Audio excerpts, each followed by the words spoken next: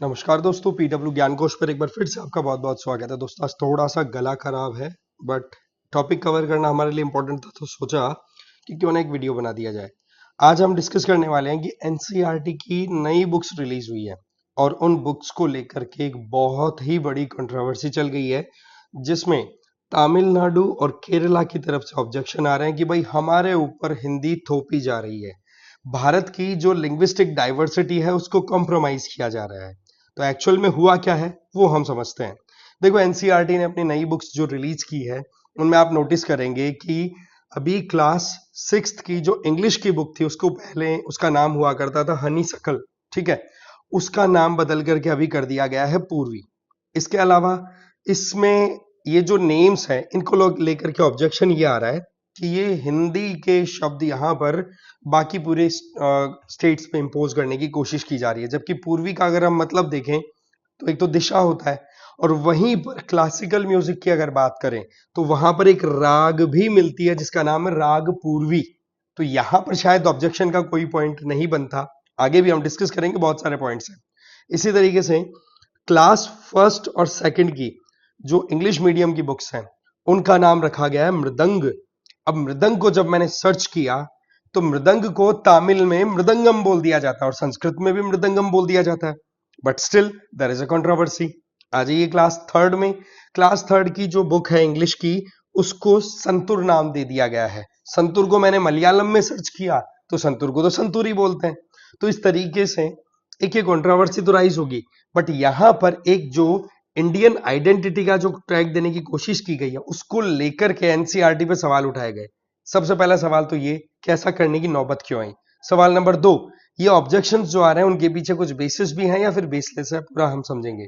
But आगे बढ़े उससे पहले एक तो आप मुझे फॉलो कर सकते हो इस क्यूआर कोड को स्कैन करके टेलीग्राम पर, मेरा नाम है रजनीकांत लाठा। Number 2, UPSC foundation courses run कराए जा रहे हैं जिनमें ये कोर्सेज आपके पास अवेलेबल है, ठीक है।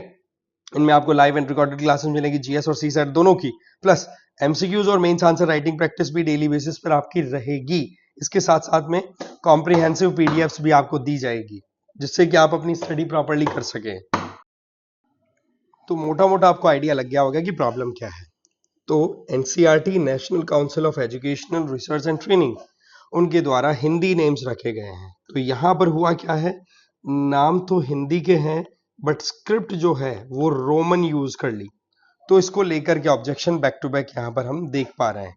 प्लस वहीं पर जो स्टूडेंट्स हैं या पेरेंट्स हैं उनसे जब फीडबैक लिया गया तो उनका एक ही था कि कंटेंट थोड़े ना चेंज हुआ है। अगर कवर चेंज हो गया, नाम चेंज हो गया बुक का, तो उसमें पढ़ाई जाने वाली जो चीजें हैं वो अगर नहीं बदली है तो हमें कोई प्रॉब्लम नहीं है। साथ ही साथ काउंसिल का ये कहना है कि जो नेशनल एजुकेशन पॉलिसी है 2020 की, उसके बेसिस पर हमने ये चेंजेस किए हैं और बहुत सोच समझ करके किए हैं। और वैसे इसको थोड़ा सा मैंने रिसर्च भी करने की कोशिश की तो इन चीजों में शायद ऑब्जेक्शन लायक कुछ था नहीं वैसे। बाकी आपकी क्या राय है आप जरूर कमेंट करके तो मुझे बताएंगी। अब आप देखो, क्लास 6th की इंग्लिश मीडियम की जो मैथ्स की बुक थी उसका नाम सिंपल मैथमेटिक्स की बुक मैथमेटिक्स लिखा था, अब उसका नाम बदल करके कर दिया गया गणित प्रकाश। ये थोड़ा सा हिंदी टच वाला दिखाई पड़ रहा है, राइट। वहीं पर कुछ एक्सपर्ट्स का भी ये कहना है कि विवादों से बच करके काम करने की जरूरत है।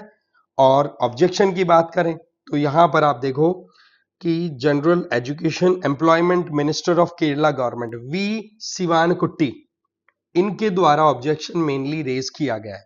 इनका यह कहना है कि सेंट्रल गवर्नमेंट लिंग्विस्टिक डाइवर्सिटी को इरोड करने की कोशिश कर रही है, फेडरल स्पिरिट ऑफ कॉन्स्टिट्यूशन उसको कॉम्प्रोमाइज करने की कोशिश की जा रही है। तो मैं ये अर्ज करूंगा, ये रिक्वेस्ट करूंगा एनसीईआरटी से कि वो इस तरीके के डिसीजंस को विदड्रॉ कर ले जिस तरीके से मृदंग संतूर नाम दिए गए हैं। बट थोड़ा सा आप भी इस पे रिसर्च करके कमेंट करना जरूर से। साथ ही साथ तमिलनाडु सरकार तो वैसे ही देखो सेंट्रल गवर्नमेंट के अगेंस्ट में खड़ी है, क्योंकि उनका ये कहना है कि हिंदी इंपोज करने की कोशिश की जा रही है जो कि बिल्कुल भी एक्सेप्टेबल नहीं है। साथ ही साथ ये भी कहा है कि 3 लैंग्वेज फॉर्मूला को सेंट्रल गवर्नमेंट को समझना चाहिए। बट एक सच्चाई है, यहाँ पर एक चेक है। वो चेक क्या है, 3 लैंग्वेज फॉर्मूला कोठारी कमीशन की रिकमेंडेशन की बेसिस पे आया। उसमें यह था कि एक इंग्लिश, एक अपनी लोकल लैंग्वेज और एक कोई भी एक इंडियन लैंग्वेज आप अपने एजुकेशन सिस्टम में कंटिन्यू करोगे। फॉर एग्जाम्पल इंग्लिश, हिंदी और आप तमिल संस्कृत कुछ भी पढ़ा सकते हैं। तो ऐसे में तमिलनाडु में क्या हो रहा है, तमिलनाडु में इंग्लिश पढ़ाई जा रही है, तमिल पढ़ाई जा रही है, बट वहां पर तीसरी जो लैंग्वेज है उसको एक्सेप्ट ही नहीं कर रखा, आज तक भी इंप्लीमेंट नहीं हो रही है। तो तमिलनाडु की तरफ से जो स्टेटमेंट्स है ये कहीं ना कहीं खुद पे ही सवाल खड़ा कर रहे हैं कि 3 लैंग्वेज फॉर्मूला को क्या आप अपने स्टेट में इंप्लीमेंट कर रहे हो। बट यस, यहाँ पर ये जो सवाल उठाया जा रहा है इनके बेसिस पर एक प्रॉपर स्क्रूटिनी होनी जरूरी है कि सेंट्रल गवर्नमेंट या एनसीईआरटी की तरफ से जो कुछ भी डिसीजन लिए जा रहे हैं वो कहीं पर हमारी लिंग्विस्टिक डाइवर्सिटी को कॉम्प्रोमाइज करने वाले तो नहीं है। आपका क्या मानना है कमेंट करके जरूर बताना। बाकी कंट्रोवर्सी इरप्ट हो चुकी है, इसमें कोई डाउट नहीं है। जरूर से अपना ओपिनियन कमेंट करें। ओके, इनकन्वीनियंस के लिए सॉरी, थोड़ा गला खराब हो रखा था। बाकी यस, हम इसी तरीके से कंटिन्यू रखेंगे हमारे डिस्कशंस को। Thank you very much.